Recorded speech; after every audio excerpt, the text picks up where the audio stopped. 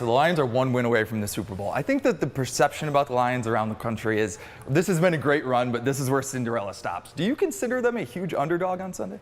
Feels like it, but it feels like it outside of Detroit. But here in Detroit, we believe in this team, and I don't think they're an underdog. Maybe on paper, they're not as good versus San Francisco, but we all believe they've got that grit, and those are the immeasurables that this team has, and I don't see them as an underdog. I feel like this is a 50-50 game. Ken, line opened at 6.5. It's up to 7.5. So clearly people are not expecting the Lions to win. How do you see this matchup?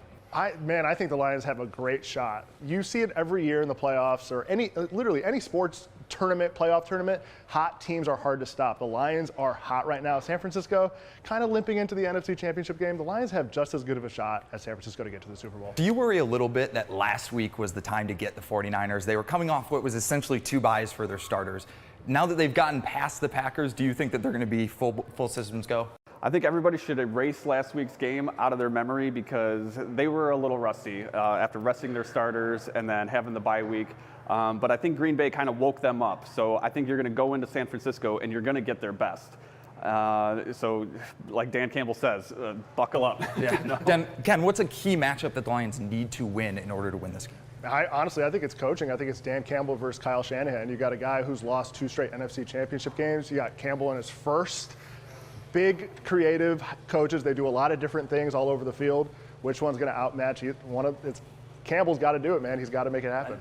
This is the game to empty your bag of tricks. I want to see more JMO. I would like to see a few trick plays and, going for it on 4th downs. I think you're going to see very aggressive coaching from Dan Campbell. It's time to take it. Aaron Glenn has been bringing a lot of blitzes the last few weeks. It's really worked. I think the key is that those blitzes get home. Melifanu has to get home. That has to cause turnovers. That has to cause sacks that end drives because otherwise I don't really see how the Lions are going to get off the field. All right, is this a house money game for the Lions or are they so close that you don't want to waste this opportunity because you don't know when you're going to be back? I think it's a little bit of both. If they lose, I'll be fine. It's still a successful season, but man, do I want to win. Let's go, man. Come on.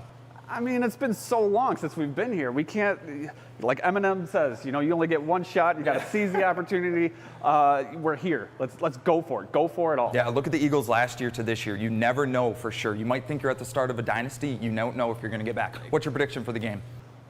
I think it's going to be super close. I think come 4th quarter, there's going to be a lot of sweaty palms, a lot of pacing, but I think the Lions are going to pull it out. Ken? Yeah, same. I think they edge it out at the end, 24-21. It's going to be a close game. Defenses are going to show up, but Lions pull it out on the road. I'll be the downer, 31-21 49ers. Lions hang around, but the better team wins.